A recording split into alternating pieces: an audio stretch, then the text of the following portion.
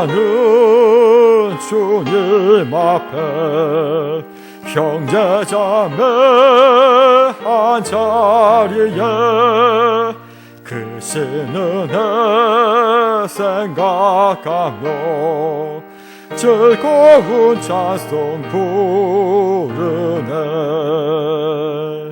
내 주 예수 본을 받아 모두 살아 내 몸같이 환난 근심 위로하고 진심으로 사랑하세. 사랑하는 주님 앞에 온갖 충성 다 바쳐서 괴로우나 즐거우나 주님만 힘써 섬기네. 우리 주님 거룩하소. 제자들의 발을 씻어 남 섬기는 종의 도를 몸소 행해 보이셨네. 사랑하는 주님 예수 같은 주로 섬기나니 한 피바다 한 몸이룬 형제여 친구들이여 한 몸같이 친밀하고 마음으로 하나 되어 우리 주님 크신 뜻을 지성으로 준행하세.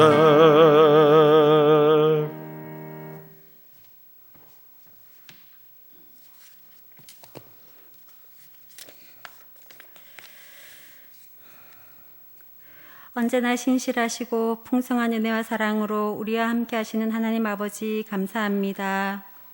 아버지가 주신 풍성한 계절은 이 좋은 가을에 예배의 자리로 나오게 하심도 감사를 드리고 우리들에게 건강함을 주시고 일상이 깨어지지 않게 하루하루 동행해 주시고 또 때를 따라 도우시고 간섭해 주시는 하나님 은혜와 사랑을 경험하게 하심 또한 감사를 드립니다.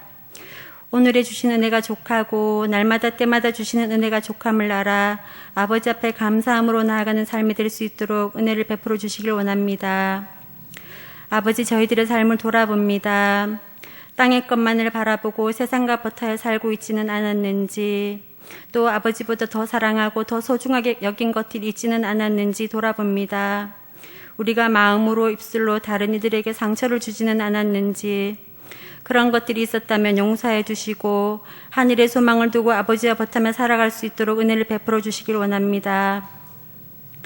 아버지, 코로나로 인해 하지 못했던 교회의 여러 사역들도 조금씩 회복되어 가게 하시니 감사합니다. 다음 세대를 위한 교회 학교가 잘 성장할 수 있도록 각 부서별로 각자의 달란트에 맞게 사역을 맡은 이들에게 날마다 성령이 주시는 기쁨과 감사함으로 주의 일들을 잘 감당할 수 있는 믿음을 주시길 원합니다. 교회 건축도 잘 마무리되게 하심을 감사합니다. 사소한 것 하나까지도 차질 없이 잘 진행되어 준공하는 날 하나님께 드려지는 아름다운 교회 되게 하시고 사랑하며 나누는 사랑이 흘러넘치는 그런 교회, 하나님 기뻐하시는 교회로 잘 성장할 수 있도록 은혜를 베풀어 주시길 간절히 소망합니다. 목사님을 통해 들려주신 말씀들이 삶의 밑거름이 될 수 있도록 우리들의 마음과 길을 열어주시고 우리들의 마음이 온전히 드려지는 예배를 통해 하나님을 만나는 귀한 시간들이 되기를 소망하며 예수님 이름으로 기도드립니다. 아멘.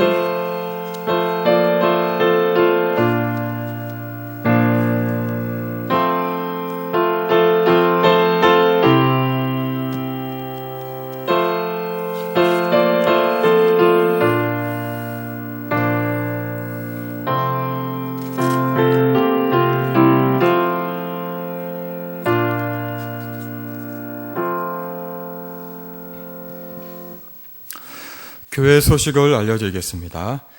새교회당 건축 현황이 주보에 잘 나와 있는데 계속해서 또 참고하셔가지고 우리 새교회당 건축을 위해서 기도 부탁을 드리겠습니다. 기타 교회 소식은 주보를 참고해 주시기 바랍니다.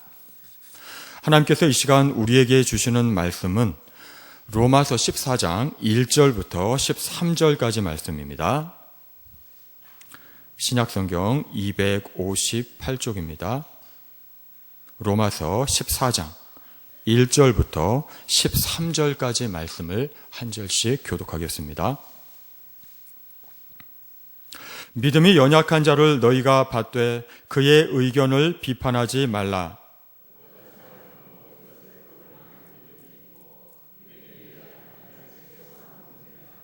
먹는 자는 먹지 않는 자를 없인 여기지 말고 먹지 않는 자는 먹는 자를 비판하지 말라. 이는 하나님이 그를 받으셨음이라.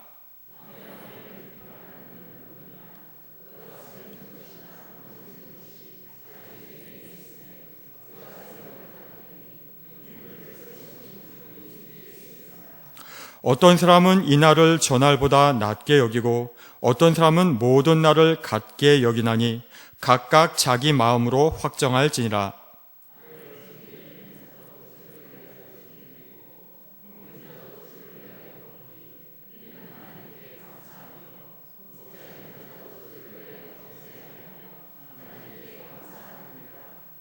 우리 중에 누구든지 자기를 위하여 사는 자가 없고 자기를 위하여 죽는 자도 없도다.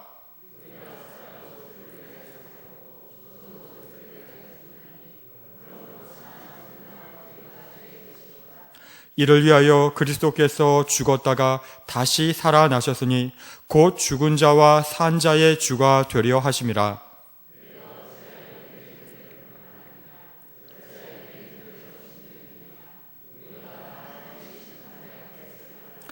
기록되었으되 주께서 이르시되 내가 살았노니 모든 무릎이 내게 꿇을 것이요 모든 혀가 하나님께 자백하리라 하였느니라. 함께 읽겠습니다. 그런즉 우리가 다시는 서로 비판하지 말고 도리어 부딪힐 것이나 거칠 것을 형제 앞에 두지 아니하도록 주의하라. 아멘.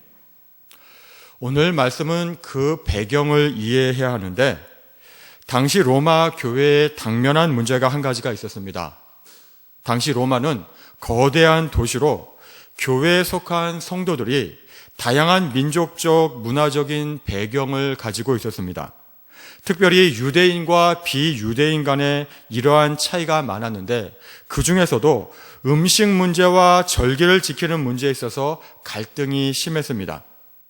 유대인들이나 또는 이방인 중에서도 유대교로 개종했다가 신자가 된 사람들은 유대교의 전통을 따라서 특정 음식을 먹지 않았고 또 특정 절기를 중요시해서 지키고 있었습니다.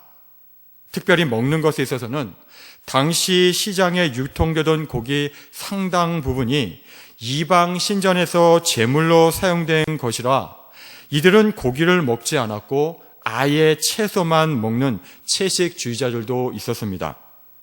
그렇지만 이러한 유대교 배경이 전혀 없이 곧바로 그리스도인이 된 이방인 출신 신자들은 이런 것들을 따를 이유가 없었습니다. 그래서 이 유대교 배경을 가진 사람들과 그렇지 않은 사람들 간에 적잖은 갈등이 있었습니다. 이러한 배경을 염두에 두고서 1절과 2절의 말씀을 보면 믿음이 연약한 자를 너희가 받되 그의 의견을 비판하지 말라.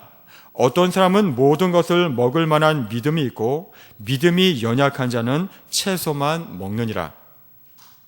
유대교에 있다가 믿은 사람들은 고기가 이방 제단에 제물로 올라갔다가 나온 것이기 때문에 이 음식이 걸림이 되었습니다. 혐오감과 미신적인 두려움 때문에 먹지 못하고 채식만 먹는 사람들도 많았습니다. 아직 먹을 만한 믿음이 없는 사람들입니다. 반면에 이것을 먹는 사람들은 이방신들은 아무것도 아니고 우상에 불과하다. 어떤 음식이든 감사함으로 먹으면 된다. 이렇게 생각을 했습니다. 먹을 만한 믿음이 있는 사람들입니다. 그래서 먹을 만한 믿음이 있는 사람은 먹을 만한 믿음이 없는, 즉 믿음이 연약한 사람들을 비판하지 말라고 하십니다. 받아들이라고 하십니다. 그리고 3절의 말씀에서는 더 구체적으로 먹을 수 있는 자는 먹지 않는 자를 업신여기면 안 되고 먹지 않는 자는 먹는 자를 비판하지 말라고 말씀하십니다. 예를 들면 우리 제사 문화를 생각하면 쉽습니다. 제사 음식 먹어도 됩니까? 안 됩니까? 고린도전서 8장 4절에서 말씀합니다. 그러므로 우상의 제물을 먹는 일에 대하여는 우리가 우상은 세상에 아무것도 아니며 또한 하나님은 한 분밖에 없는 줄 아노라. 그야말로 우상은 아무것도 아니고 아무것도 아닌 것에 차려놓은 음식이 더러워지는 것이 아닙니다. 디모데전서 4장 3절부터 5절까지 해서 말씀하십니다. 혼인을 금하고 어떤 음식물은 먹지 말라고 할 터이나 음식물은 하나님이 지으신 바니 믿는 자들과 진리를 아는 자들이 감사함으로 받을 것이니라. 하나님께서 지으신 모든 것이 선함에 감사함으로 받으면 버릴 것이 없나니 하나님의 말씀과 기도로 거룩하여 짐이라. 초대교회 당시에 혼인도 하지 말고 이런 음식은 먹어서는 안 된다고 말하는 거짓 교사들이 있었습니다. 그렇지만 하나님께서 지으신 모든 것이 선함으로 감사함으로 먹으면 된다고 말씀하고 계십니다. 그런데 이렇게 얘기해줘도 따르지 못하는 사람이 있습니다. 아직 믿음이 연약한 사람이 있습니다. 제사 음식에 대해서 막연한 혐오감이나 미신적인 두려움을 갖고 있어서 아직은 먹지 못하는 것입니다. 그렇다고 그를 업신여기면 안 된다는 것입니다. 또 먹지 못하는 사람은 자기 주관적인 생각이나 감정으로 어떻게 이런 것을 먹느냐 하면서 비판하지 말라고 말씀합니다. 그런데 왜 업신여기거나 비판해서는 안 됩니까? 3절 하반절 말씀입니다.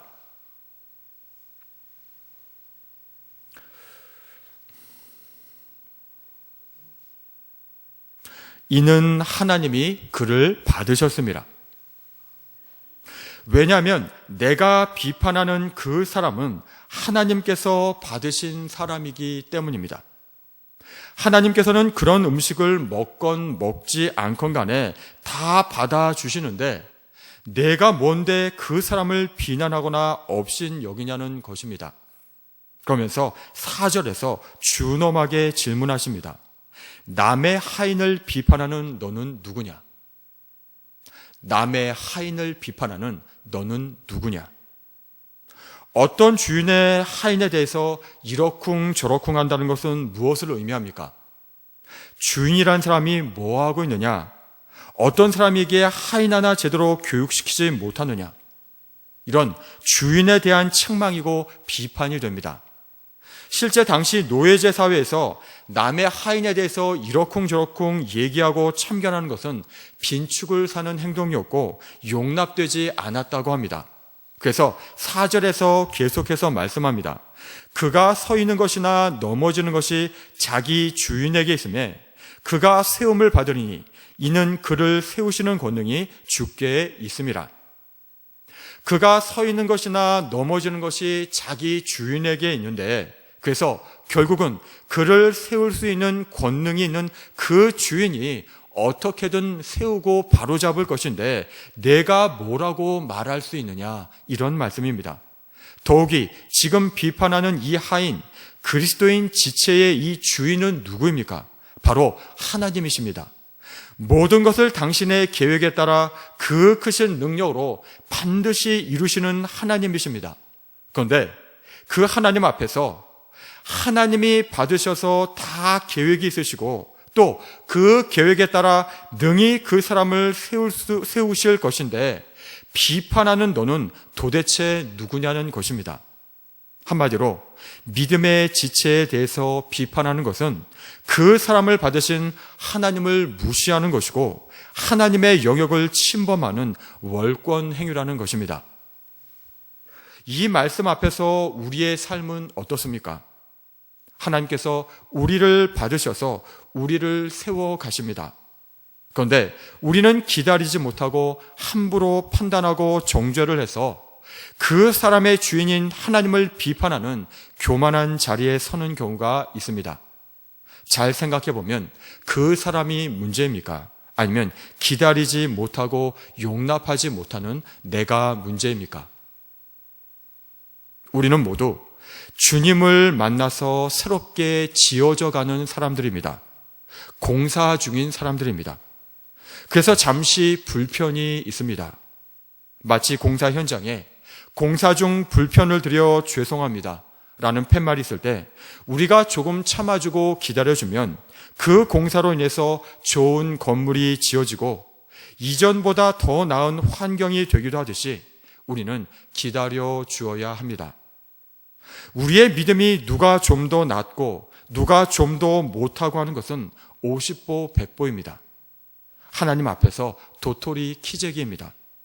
알고 보면 우리 모두가 어떤 식으로든 주변에 불편을 주고 있는 존재입니다. 완전하지 않기 때문입니다. 공사 중이기 때문입니다. 내가 지금 여기까지 세워진 것도 누군가가 참아주고 기다려줘서 가능했던 것 아닙니까? 자기 올챙이 시절 생각을 못하고 아직 믿음이 연약한 자에게 왜 그것밖에 못하냐고 이렇게 말한다면 그것은 참으로 무례한 일이고 또 교만한 행동입니다.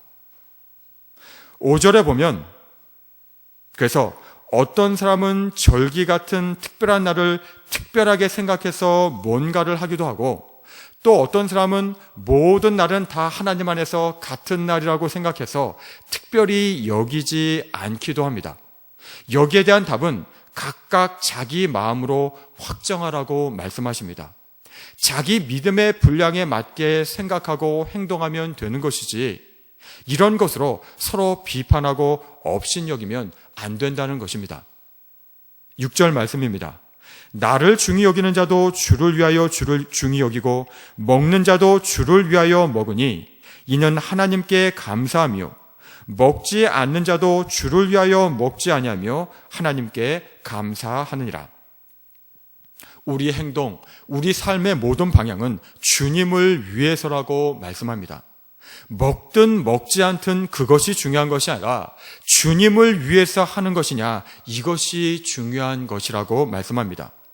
고린도전서에서는 같은 문제를 가지고 이렇게 말합니다. 고린도전서 10장 31절 말씀입니다. 그런즉 너희가 먹든지 마시든지 무엇을 하든지 다 하나님의 영광을 위하여 하라. 여기서 우리는 우리의 정체성, 성도의 삶의 근본 동기와 목적을 생각해 볼 필요가 있습니다. 7절과 8절 말씀입니다. 우리 중에 누구든지 자기를 위하여 사는 자가 없고 자기를 위하여 죽는 자도 없도다.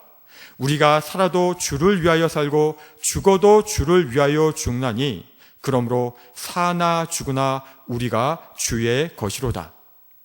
이 말씀에 동의하십니까? 나는 누구의 것입니까? 주님의 것입니까? 무엇을 위해 살고 있습니까? 주를 위하여 살고 있습니까? 고린도후서 5장 15절에서 말씀합니다.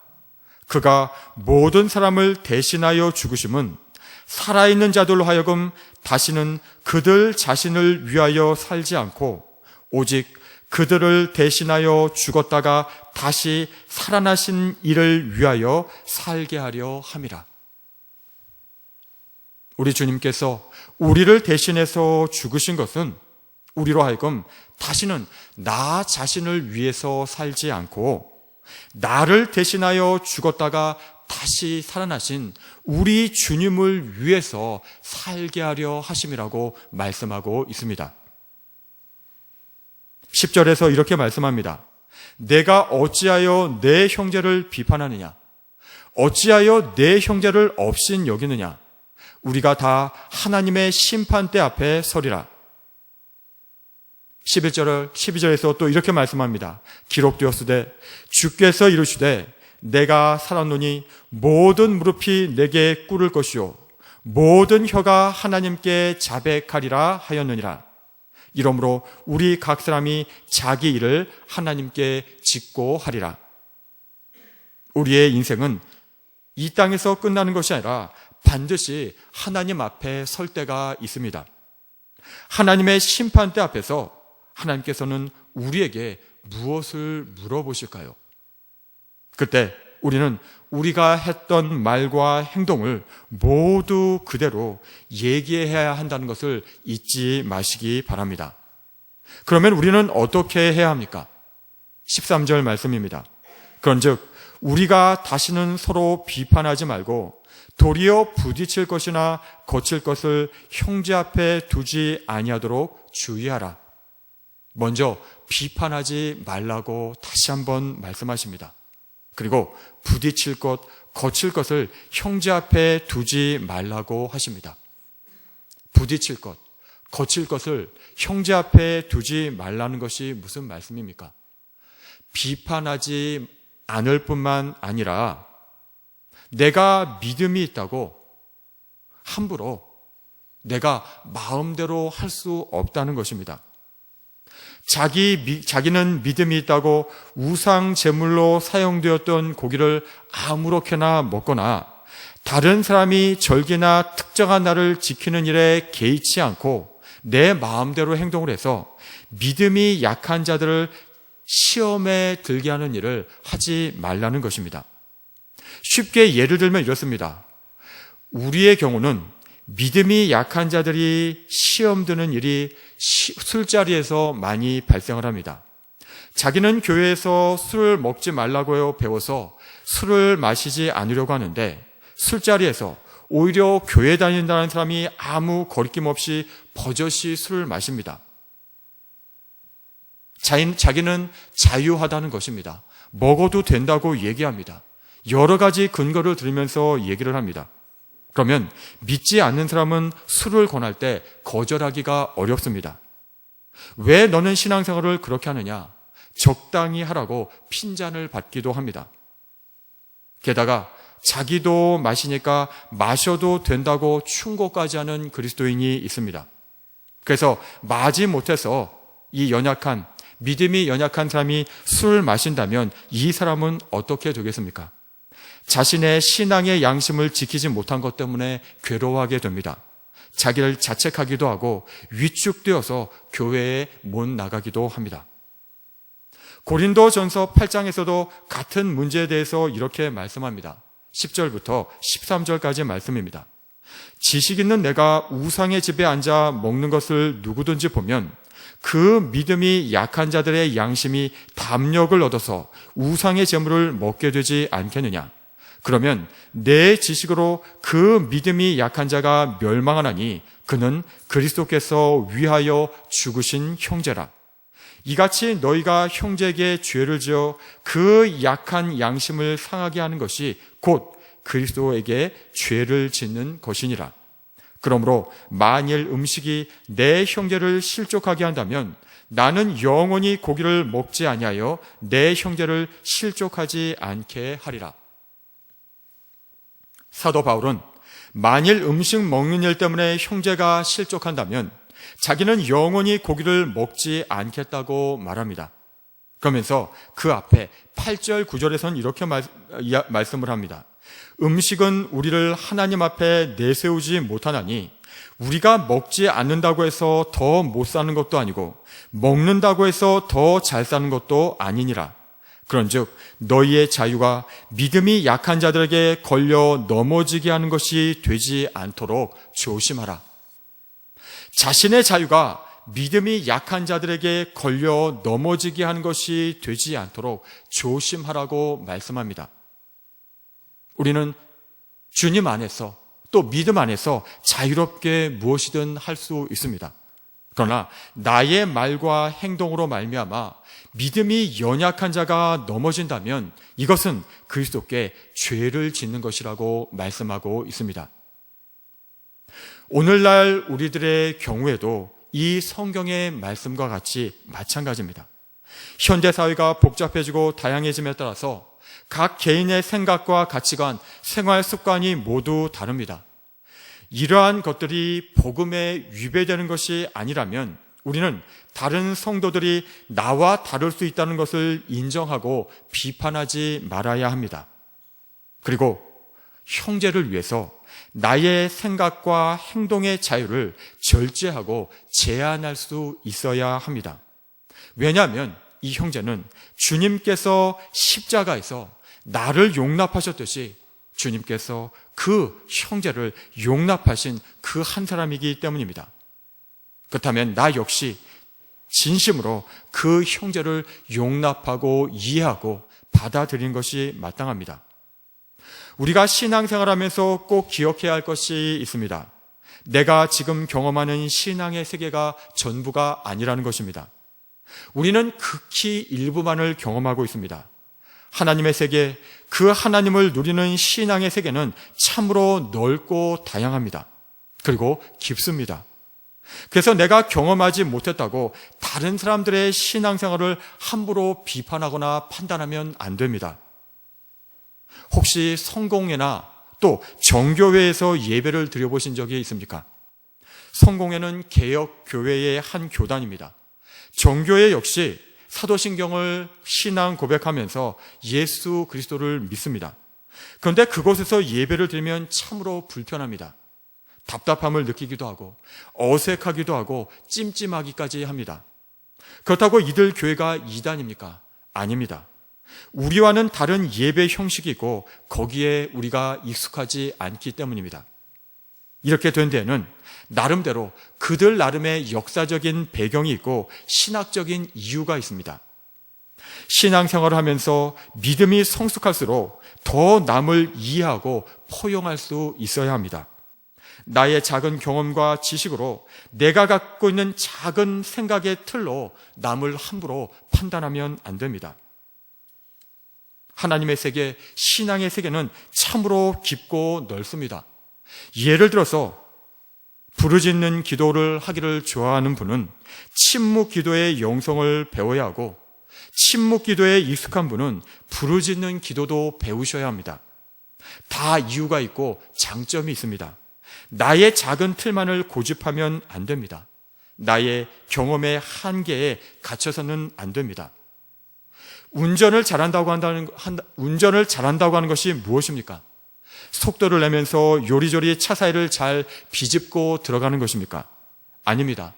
자기가 원하는 목적지까지 가되 전체의 교통 흐름에 맞게 운전하면서 또 다른 운전자가 불안을 느끼지 않도록 배려하면서 운전하는 것입니다. 신앙도 마찬가지입니다. 자기의 신앙의 길을 가되 다른 사람의 신앙의 스타일이나 수준을 배려하고 인정하면서 함께 가는 것입니다. 이 사람이 성숙한 신앙인이고 진짜 믿음 있는 사람입니다. D.L. 무디 목사님 아시죠? 19세기 미국의 대부흥기를 이끌었던 위대한 부흥사입니다. 또 찰스 스펄전 목사님을 아시는 분들도 많을 것입니다. 같은 시대 최고의 영국 설교가입니다. 이 두 분이 동시대 사람인데 처음 만났을 때 재미있는 일화가 있습니다. D.L. 무디 목사님이 영국의 부흥회를 인도하러 갔다가 오랫동안 흠모하고 존경했던 이 스펄전 목사님을 만나고 싶어서 집을 찾아갔습니다. 무디 목사님이 두근거리는 마음을 부여잡고 문을 두드리는데 스펄전 목사님이 문을 열고 나왔습니다. 그런데 예상치 못한 광경이 벌어졌습니다. 스펄전 목사님의 입에 큼지막한 파이프 담배가 물려 있었던 것입니다. 깜짝 놀란 무디 목사님이 이렇게 말했습니다. 아니, 어떻게 기독교인이 담배를 피울 수 있습니까? 그러자 스펄전 목사님이 당시에 무디 목사님의 배가 좀 많이 나오셨는데 그 배를 쿡 찌르면서 장난스럽게 이렇게 말했다고 합니다. 그럼 기독교인이 이렇게 배가 나와도 되나요? 이 대화가 이해가 가십니까? 이 두 분은 모두 침례교단 소속입니다. 교단이 같다는 것은 신학이 같다는 것입니다. 그런데도 지역이나 문화에 따라 정죄의 기준이 다를 수 있다는 것입니다. 미국 보수교단은 청교도 신앙의 전통이 있기 때문에 술과 담배를 죄악으로 봅니다. 그래서 무디 목사님이 이렇게 얘기한 것입니다. 이에 비해서 영국을 비롯한 유럽 교회들은 술과 담배에 대해서 비교적 관대합니다. 왜냐하면 그들은 이것을 신앙의 근본 문제가 아니라 개인의 건강 문제로 보기 때문입니다. 대신 유럽 교회들은 6세기경부터 시작된 수도원 전통이 있기 때문에 인간이 저지르는 여러 가지 죄악 가운데서 7가지 큰 죄에 대해서 민감합니다. 그 중에 하나는 탐식입니다. 식사를 많이 하는 것입니다.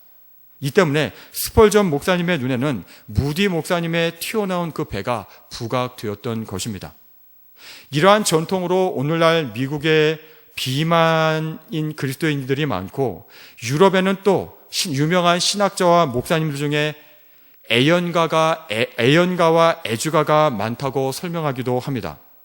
우리는 신앙생활을 하면서 죄를 멀리하고 선을 추구해야 합니다. 그런데 무엇이 죄이고 무엇이 선인가를 말할 때 구체적인 사안에 들어가면 시대와 문화와 지역에 따라 다를 수 있다는 것을 알아야 합니다. 그렇다면 시대와 문화, 지역을 초월해서 우리가 반드시 붙들어야 하는 것은 무엇입니까? 그것은 바로 하나님의 사랑입니다. 그리스도의 사랑입니다. 이것이 복음입니다. 십자가에 나타난 하나님의 사랑, 그리스도의 사랑을 안다면 우리 역시 이 사랑의 마음으로 신앙생활을 해야 합니다. 우리가 다 알고 있듯이 기독교의 핵심은 하나님의 사랑이고 또한 이웃에 대한 사랑입니다. 이 사랑만이 우리가 신앙생활하면서 만나는 크고 작은 모든 문제를 뛰어넘게 만듭니다. 그래서 어거스틴은 이렇게 이야기했습니다. 본질적인 것에는 일치를, 비본질적인 것에는 관용을, 그러나 모든 것에는 사랑을. 언제 들어도 고개를 끄덕이게 만듭니다. 그런데 우리가 머리로는 이것이 알고 이해되지만 그래도 속이 탈 때가 있습니다. 도저히 저 사람의 행동이 이해되지 않고 용납되지 않을 때가 있습니다.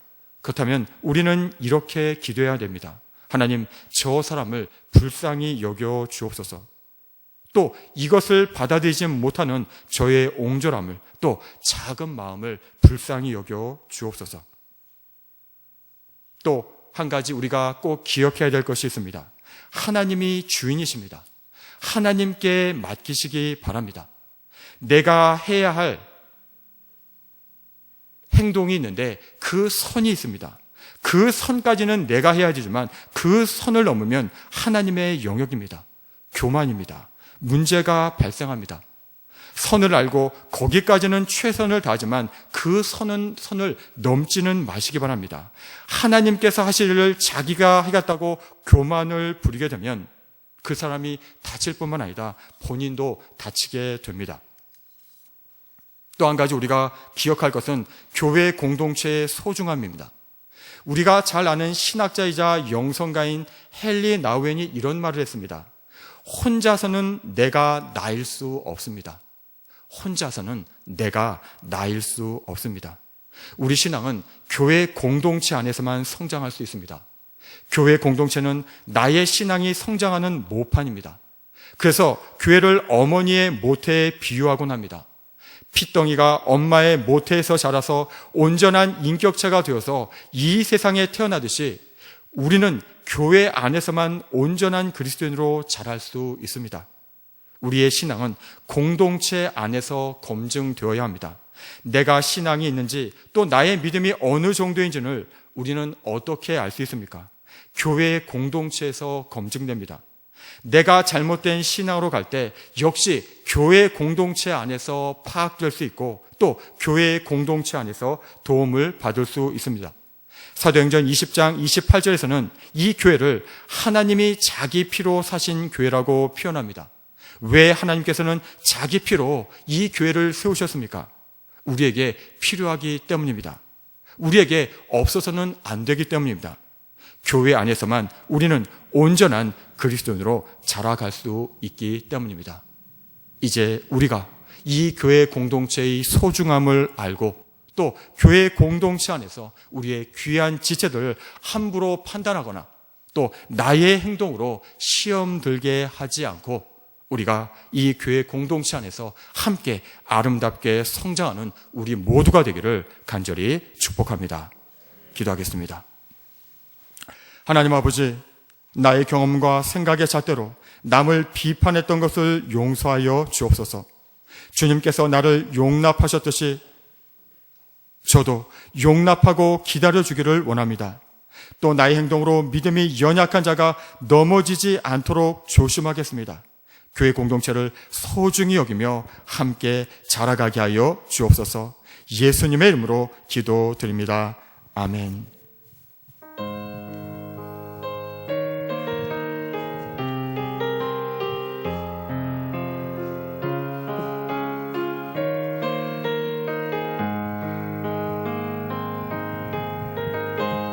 주 안에 우리는 모습은 달라도 예수님 한 분만 바라네. 사랑과 선행으로 서로를 격려해 따스함으로 모두 먹가리. 주님 우리 안에 함께 하시니 형제자매의 기쁨과 슬픔 느끼네. 내 안에 있는 주님 모습 보네. 그분 기뻐하시네.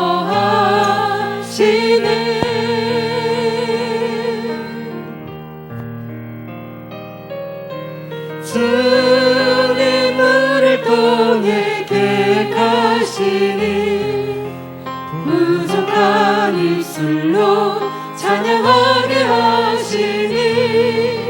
주님 우리를 통해 계획하시니 너를 통해 하시니. 주님 우리를 통해 계획하시니 주님 우리를 통해 계획하시니 부족한 입술로 찬양하게 하시니. 주님 우리를 통해 계획하시니 너를 통해 하실 기대. 오늘 주신 말씀을 두고 함께 기도하겠습니다. 하나님, 나의 경험과 생각의 잣대로 이웃들을 비판한 것을 용서해 주시옵소서. 주님께서 나를 용서해 주신 것처럼 나도 용서하고 기다려주기를 원합니다. 나의 행동으로 믿음이 연약한 자가 넘어지지 않도록 주님 나를 인도해 주시고 교회 공동체를 소중히 여기며 함께 자라나게 주님 인도해 주시옵소서. 계속해서 교회 건축과 코로나19 회복과 개인과 가정의 영적인 성장을 위해서 또 안식년 중인 담임 목사님을 위해서 함께 통성으로 기도하겠습니다. 하나님 아버지, 하나님 아버지, 오늘 주신 말씀을 두고 기도합니다. 하나님이 소중히 여기는 하나님 우리 이웃들을 나의 경험과 나의 생각의 잣대로 내 맘대로 판단하고 비판한 것을 용서해 주시옵소서. 우리가 오늘 말씀 앞에서 이것이 잘못되었음을 깨닫게 하시고 주님께서 나를 바라보시는 것처럼 우리도 우리 이웃들을 그런 마음으로 사랑으로 바라볼 수 있는 자들이 다 될 수 있도록 하나님 도와주시옵소서. 날마다 주님이 나를 용서해 주신 것처럼 우리도 이웃들을 그런 마음으로 바라보고 용서하고 용납할 수 있는 그런 자가 되게 하여 주옵소서. 기다려줄 줄 아는 그런 자들이 다 될 수 있도록 하나님 인도해 주시옵소서. 하나님, 나의 행동으로 인해서 많은 지체들이 믿음이 연약한 자들이 넘어지지 않도록 주님 나를 붙들어 주시옵소서. 조심하게 하시고 참으로 덕을 세우는 일에 우리가 사용될 수 있도록 하나님 인도해 주시옵소서. 하나님, 나 자신만을 위하고 나의 욕심만을 구하는 삶을 말씀 앞에 내려놓고 참으로 교회 공동체를 소중히 여기며 이들과 함께 성장하고 자라나기를 소망합니다. 주님, 연약한 우리를 붙들어 주시고 말씀은 우리를 새롭게 해주셔서 하나님 이런 겸손한 삶을 살아갈 수 있도록 주님이 인도하여 주시옵소서. 주님이 나를 바라보듯이 우리 이웃들도 그런 사랑의 마음으로 용서의 마음으로 바라볼 수 있는 저들이 다 되게 하시고 기쁨으로 그들이 섬길 수 있는 그들이 다 될 수 있도록 하나님 역사해 주시옵소서. 주님, 세계는 건축을 위해 기도합니다. 하나님 오직 은혜로 믿음으로 세워지는 그런 교회당 건축이 될 수 있도록 인도해 주옵소서. 사람의 이름이 드러내는 것이 아니요 오직 하나님의 영광을 드러내는 그런 건축이 될 수 있도록 주님 도와주시고, 주님 이를 위해 특별히 세우신 건축위원회와 입당준비위원회 또 매각위원회까지 하나님의 은혜를 부어주셔서 주님 주신 사명을 잘 감당할 수 있도록 하나님 역사해 주시옵소서. 오늘 학교는 온 교회에 한 마음을 부어주셔서 한 마음 한 뜻으로 하나님의 일을 두고 기도하며 기쁨으로 헌신할 수 있는 저들이 되게 하시고, 하나님의 모습으로 주님께 영광 올려드리는 그런 건축이 되게 주님 역사해 주시옵소서. 세계당이 아름답게 세워지는 것처럼 우리 믿음도 우리 속사람도 주님 앞에서 새로워질 수 있도록 주님 도와주시고, 무엇보다 우리 공통체가 주님 앞에서 변화되며 참으로 아름다운 공동체로, 건강한 공동체로 세워질 수 있도록 주님이 인도하시고, 입당한 앞도 우리가 잘 준비하여서 하나님께 올려드릴 수 있는 그런 교회가 될 수 있도록 주님 역사해 주옵소서. 주님 코로나19 회복과 개인과 가정의 영적인 성장을 위해서 기도합니다. 하나님 모두가 힘든 시절이지만 우리가 이때일수록 믿음으로 살아가면 하나님 우리의 신앙이 약해지지 않아서 저 주님의 뜻을 이루어드리는 저희가 다 되기를 소망합니다. 우리 마음속에 더욱더 주님을 사랑하는 그런 자들이 될 수 있도록 주님 도와주옵소서. 주님이 인도하여 주옵소서. 참으로 우리의 낙한 믿음이 이 귀한 시간을 통해서 하나님이 새로워지며 저는 주님 기뻐하시는 삶을 살기에 부족함이 없도록 결단과 순종감이 넘치는 이 기간이 될 수 있도록 도와주옵소서. 하나님의 코로나로 인해서 어려운 가운데 있는 우리 이웃들이 있습니다. 그의 아픔도 주님 돌보아 주시고, 주님께서 그들의 심령 가운데 찾아가셔서 소망을 주시고 위로함을 주옵소서. 하나님 안식년 중에 있는 담임 목사님 위해 기도합니다. 영육간의 강건함을 주시고, 하나님 참으로 은혜 가운데 이 기간을 잘 보내게 하시고 새로운 힘과 능력 주셔서 하나님 주신 사명에 잘 감당할 수 있는 그런 목사님을 삼아주시고, 가정을 지켜주시고 건강을 지켜주셔서 사회 가운데 부족함이 없도록 주님이 인도하여 주시옵소서. 주님 부족한 자들 주님께서 붙들어 주시고, 날마다 주님 앞에 살아갈 때마다 하나님 은혜 가운데 살게 주님이 도와주옵소서. 인도하여 주옵소서.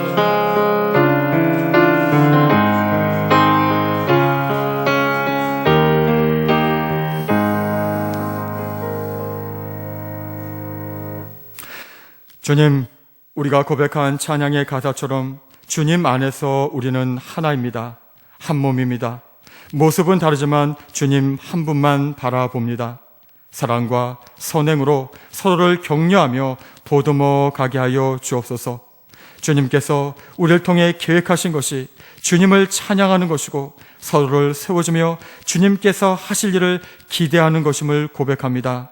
귀한 우리 교회 공동체를 주셔서 감사합니다.